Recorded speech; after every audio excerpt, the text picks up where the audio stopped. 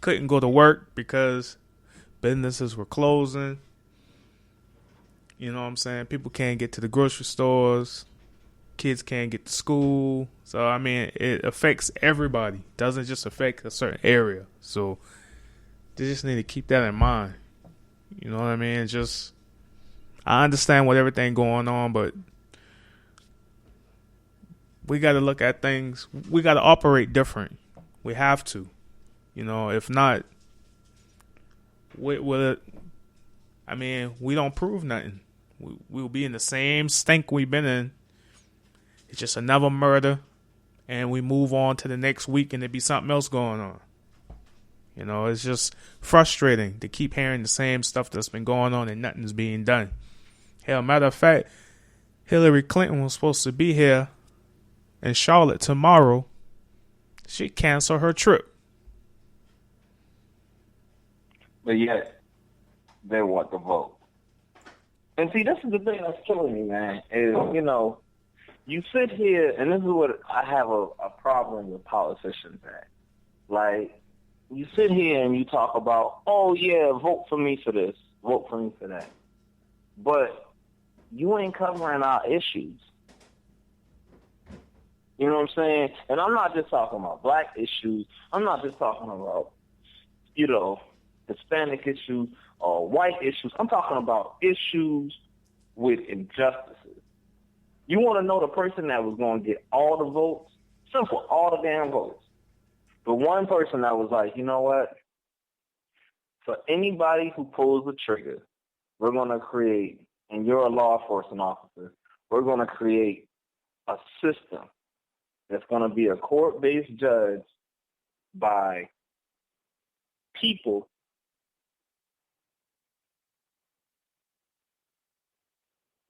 who are, you know what I'm saying, on a council member. They're council members, you know what I'm saying, of the community. You know, you judge by 12, judge by your peers.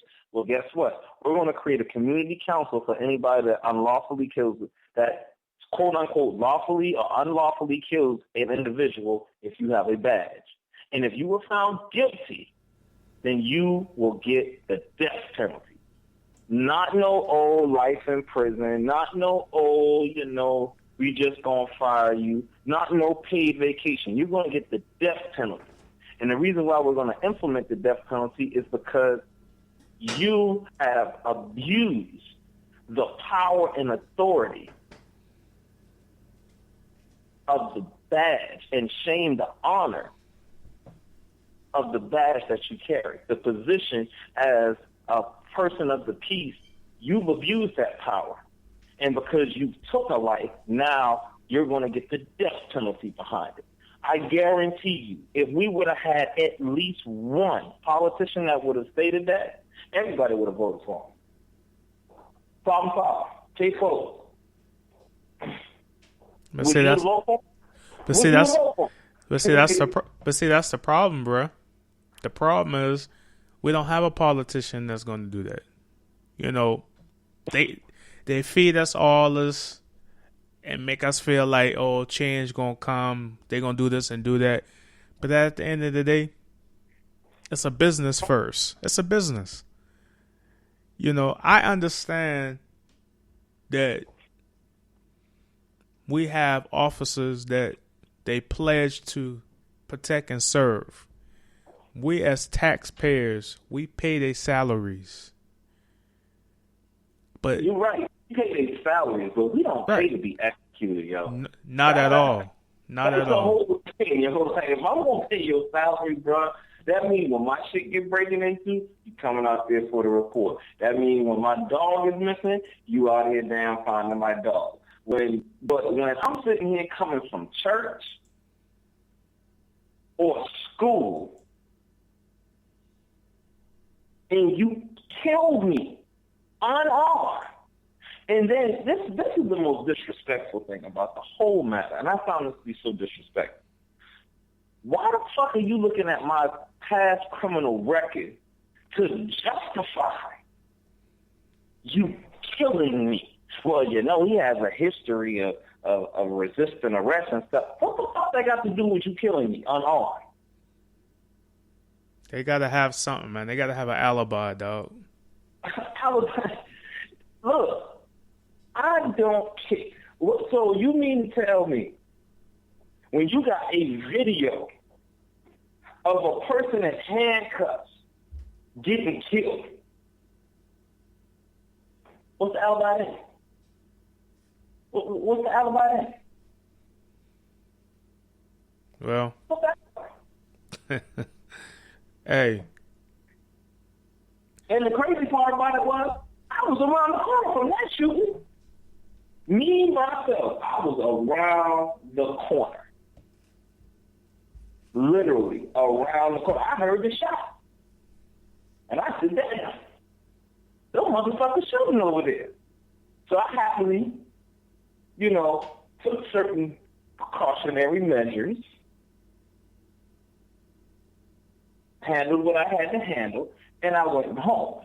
But when I found out what happened in my community to a person that could have been my peer, my family member, no matter gender, race, color, or creed, I was appalled because guess what? Just like I heard that around the corner from me, it could have been me.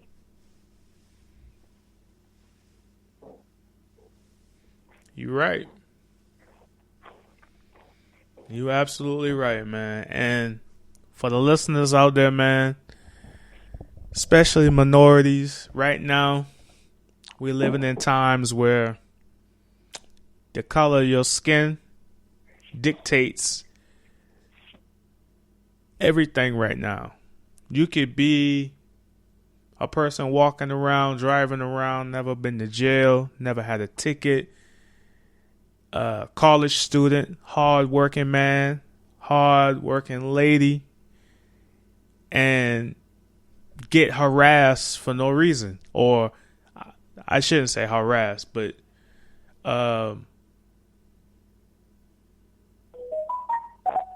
what's the word I want to use? Not harassed, but you're being discriminated against. Boom. That's it right there. Exactly. And there was something on a sports show that one of the commentators said that he sat down and told his son that this is what he wanted his son to do. His son's like 18, 19, something like that. Coming of age. Okay.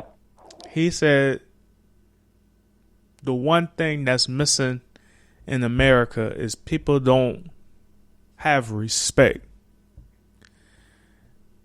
That's one of the reasons why things are happening the way it's happening, because if we don't respect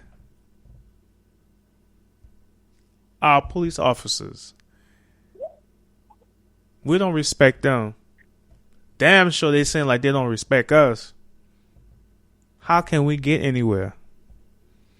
Someone has to figure out, I ain't even gonna say a solution, I'm gonna just say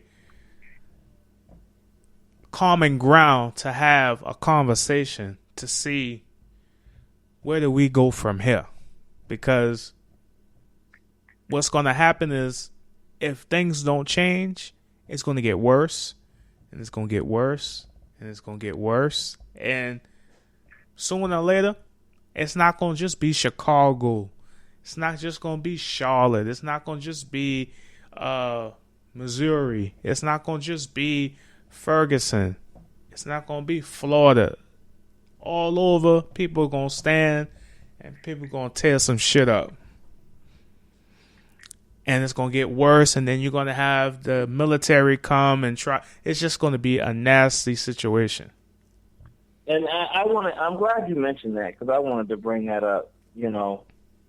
These situations aren't, by bringing a military presence into a situation such as this, by enforcing martial law, doesn't make the situation better. It only makes it worse. Because now you're sitting here and you're putting people in a certain bind. Now the hand of one is the hand of all. Mm-hmm. You know what I'm saying? And that's just ludicrous. You know what I'm saying? So I do agree with you when you say that, when you have people who, in more or less sense, I guess the way that we're going about it, I'll put it this way. The way that we're going about things is half-assed. We need to be more organized, more structured. It's funny because everything that's happening now, it's already happened before, Matter of fact, I remember when I was an adolescent. Matter of fact, this was when I know you remember this, but there was a guy that was infamous within the black community due to a movie. And I know a good 20 years later now, and nobody in the younger generation definitely don't remember him. But in our community, of our age bracket, we remember Radio Raheem. You know Radio Raheem, bro? Yes, sir. From a movie called Do the Right Thing. A Spike Lee joint. You know it, man. And what's so crazy about it is, now that I'm older now, up in age, and I'm pretty sure you feel the same way. We didn't come into that political activist. We wasn't born in the era of, Martin Luther King or, all these other people. We wasn't born in that era.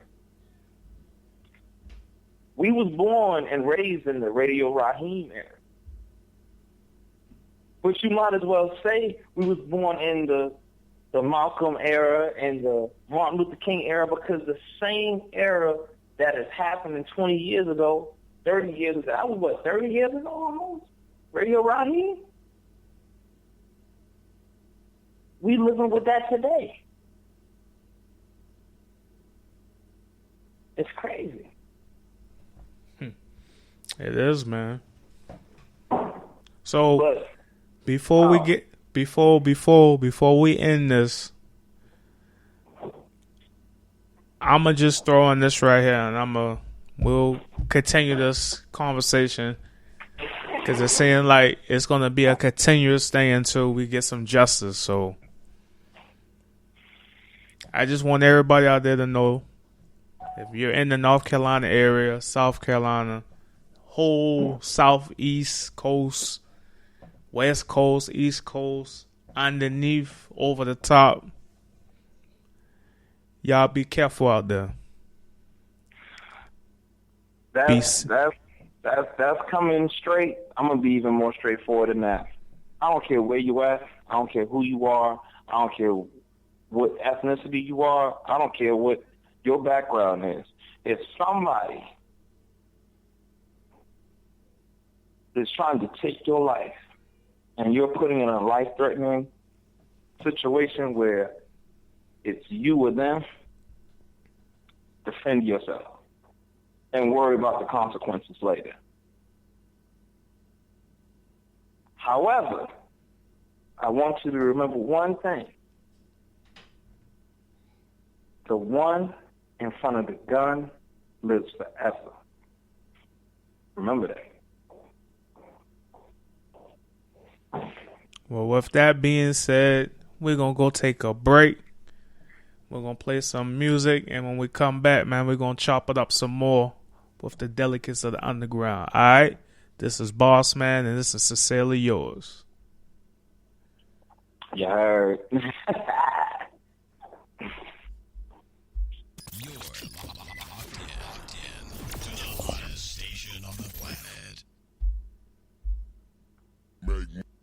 Money, make money, make money, make money, make money, money, make money, make money, make money, make money, make money, money, make money, All day, every day.